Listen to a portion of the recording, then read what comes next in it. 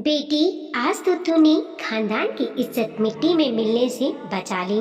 बहुत सिर पर चढ़ा रखती हो तुम अपनी बेटी को। देखना बहू, बहुत पछताओगी किसी दिन, जब खानदान का नाम डुबोएगी तेरी ए लाडली। अरे, लड़की जात है, पराए घर जाना है, लड़की को यूं सिर पर नचाना ठीक नहीं है। हमारी भी बेटियां पढ़ने जाती थी, मजाल है मोहल्ले भर में कभी कहीं से शिकायत आई हो उनकी। इसी देखो जरा, जब देखो किसी लड़की को पीट कर आ जाती है। अब इतनी छोटी भी नहीं रही ये कि हर बात को नजरअंदाज कर दिया जाए। सावित्री जी चिल्लाए जा रही थी और जब बहू नीता बिना कुछ बोले मुस्कुराते हुए चाय के बर्तन समेट कर जाने लगी तो उनका पारा और भी चढ़ गया। कहाँ चली? मैं कुछ कह रही हूँ ना। कानों में तेल पड़ा रखा है क्या, या मुंह में दही जमा रखा है? बस यही तो है इस घर में, जैसी माँ वैसी बेटियाँ। मैं कुछ भी बकती रहूं, किसी के कानों में जू तक नहीं रेंगती। जयस कुछ कहता नहीं ना तुम लोगों से, लेकिन दादी माँ अगर बोलती है तो आप कहती हो कि पलट कर जवाब देती है, नहीं बोलती तो कहती हो कानों में तेल पड़ा है। किसी एक बात पर कायम रहो ना कि उन्हें करना क्यों चाहिए।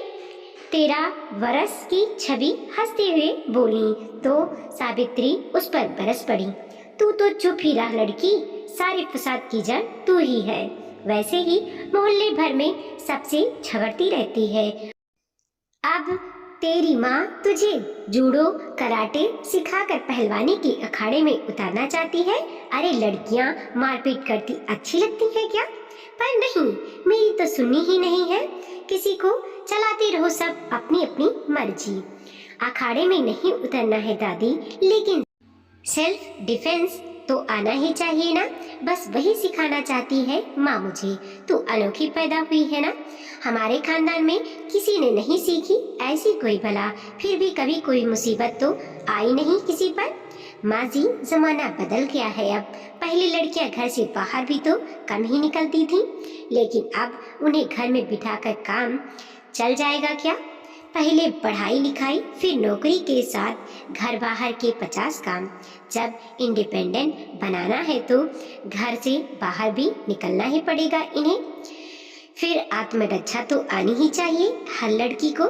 नीता ने समझाया तो सावित्री जी ने मुंह फुला लिया और बहुत देर तक उनका बड़बड़ाना जारी रहा। वैसे वह जानती थी कि उनके बेटा बहू दिल के बुरे नहीं थे और बात भी गलत नहीं करते थे, लेकिन फिर भी उन्हें बेटा बहू से बहुत सी ऐसी शिकायतें थीं जिस पर वो कभी गौर न करके हंसी में उड़ा दिया करती थी। खास तौर पर ये सभी शिकायतें छवि और रावी की परवरिश को लेकर ही थीं। एक तो दोनों लड़कियों के बाद विराम लगा दिया, जबकि सावित्री को पूरा विश्वास था कि तीसरी बार उन्हें पोता ही होगा। बेटा जयस भी तो 2 बहनों के बाद ही हुआ था, लेकिन जयस और नीता ने उनकी एक नहीं सुनी। चलो, नहीं हुआ तो ना सही, पर अब लड़कियों की लड़कों की तरह परवरिश करने की भी क्या जरूरत थी। फिर रावी छोटी है, पर ये छवि पूरे 13 की हो गई। ना इसके कहीं आने जाने पर कोई रोक टोक लगाई है, ना कपड़े पहनने के ढंग पर।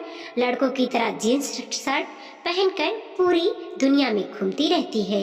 ऊपर से जयस को नीता की परवरिश पर इतना भरोसा है कि उसने सब कुछ उस पर छोड़ रखा है। जब क्रोध शांत नहीं हुआ तो बड़ी बेटी जया को फोन लगा दिया सावित्री ने और घर में हुई सारी बात मिर्च मसाला लगाकर सुना दी।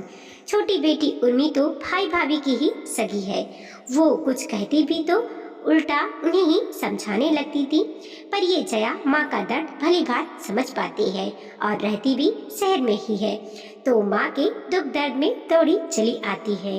उनकी आशा के अनुरूप ही शाम को जया अपने दोनों बच्चों को साथ लिए मायके चली आई।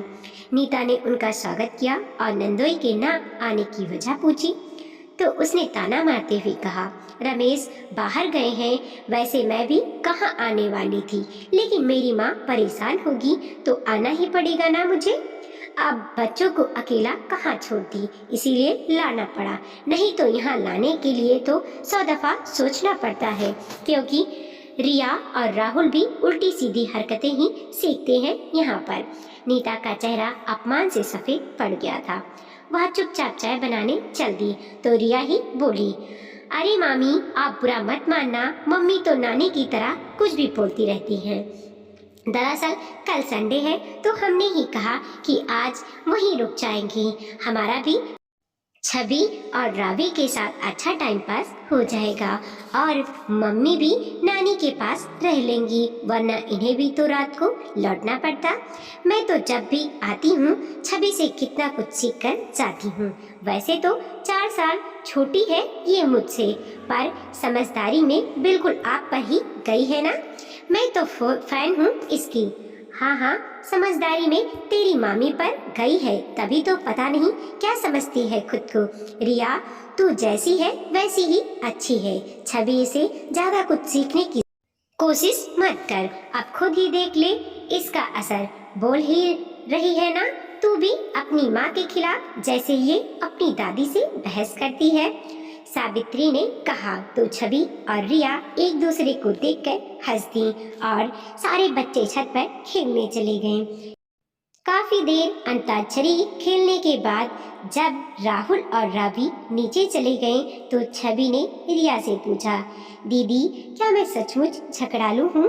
मैं तो सही का साथ देती हूँ हमेशा, फिर दादी को मुझसे इतनी शिकायतें क्यों हैं?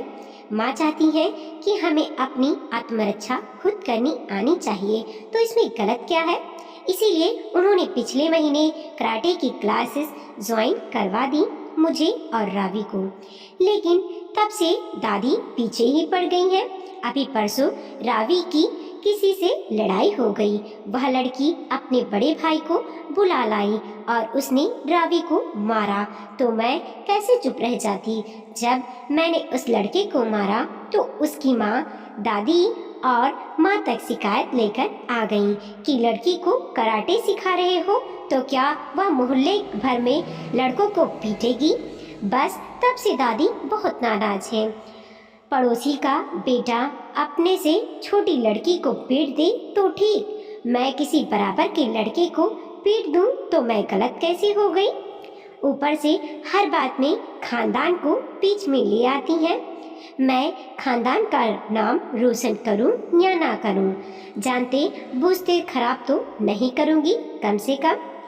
जाने देना छवि, जब समझाना होगा समझ जाएंगी, वरना नानी को कौन समझा सकता है। और तो और मेरी मम्मी को भी कराटे सीखने वाली बात समझ में नहीं आती। मैंने कहा था उनसे कि ये तो अच्छी बात है, मुझे भी सीखना है, तो कहती है इतनी बड़ी हो गई है, यूं उठा पटक करती अच्छी लगेगी क्या? खुद को भी तो हमारी उम्र से गुजरी होंगी, उन्होंने भी लोगों की गलत निगाहें महसूस की होंगी, लेकिन जैसे तब खुद ऐसे लफंगों को इग्नोर किया होगा, वैसे ही मुझसे इग्नोर करने की उम्मीद रखती हैं। अब तो मैंने उन्हें कुछ बताना ही छोड़ दिया। तो किसी से कहना मत, आजकल एक लड़का मेरे पीछे हाथ धोकर पड़ा है, जहाँ भी जाती हूँ वहाँ पहुँच जाता है, पता नहीं कैसे उसे सब पता चल जाता है, जब तक फोन भी करता रहता है। कभी कभी तो बहुत डर लगता है छवि। अरे ये भी बुआ को नहीं बताया आपने? कैसे बताऊं, वो तो मेरे ही घर से निकलना बंद कर देंगी। अभी पापा भी बाहर गए हुए हैं, मम्मी आज यहाँ आ ही रही थी, इसीलिए मैं भी यहाँ आ गई कि तुझसे ही पूछूं कि हम क्या कर सकते हैं। दीदी मेरे हिसाब से आपको सेल्फ डिफेंस सीखना ही चाहिए। कौन सिखाएगा मुझे, बताना, कहकर देख चुकी हूँ मम्मी से। पापा तैयार थे पर मम्मी नहीं मान रही, जरूर नानी ने ही मना किया होगा। ये तो ठीक कह रही हो दीदी, चलो टेंशन मत लो, सोचते हैं कुछ। अगले दिन नीता ने पास वाले बाजार से छवि को कुछ सामान लेने को कहा, तो रिया भी साथ में हो ली। दोपहर का समय था, शॉर्टकट के चक्कर में छवि पास वाली गली में मुड़ गई। गली उस वक्त सुनसान था, अचानक दो लड़के सामने से आकर रास्ता रोककर खड़े हो गए। छवि कुछ सोच पाती कि उसने रिया को भय से थर-थर कांपते हुए देखा। उसे समझते देर न लगी कि इसमें से एक वही लड़का है जिसका जिक्र रिया ने कल किया था। तो तुम यहाँ? बड़ी मुश्किल से इतना ही बोल सकी थी रिया। हाँ, जहाँ तुम वहाँ मुझे होना ही चाहिए ना रिया। जब तक हाँ नहीं कहोगी मैं तुम्हारे पीछे आता ही रहूँगा। तुम कहीं भी जाकर देख लो। वह लड़का बेशर्मी से बोला। दूसरा लड़का उसके पीछे चुपचाप खड़ा इधर उधर देख रहा था। उसका ध्यान इन लड़कियों पर ना होकर इस बात पर था कि गली में से कोई आ तो नहीं रहा। छवि ने स्थिति का संपूर्ण जायजा लेने में पल भर भी नहीं लगाया और जेब से तुरंत मिर्ची वाला स्प्रे निकालकर पीछे वाले लड़के की आंखों में डाल दिया। छवि छोटी थी, इसीलिए दोनों में से किसी लड़के को भी उससे ऐसी उम्मीद नहीं थी। पीछे वाला लड़का घबराकर कुछ कदम और पीछे हो गया और अपनी आंखें मलने लगा। आगे वाले लड़के ने छवि से स्प्रे छीनने का प्रयास किया, लेकिन तब तक तो छवि ने घुमाकर सीधे उसके चेहरे पर अपने दाहिने पैर को दे मारा। चोट सीधे नाक पर लगी और लड़का दर्द से बिलबिला गया, लेकिन तब तक तो छवि दन कुछ लात घुसे और बरसा चुकी थी उस पर।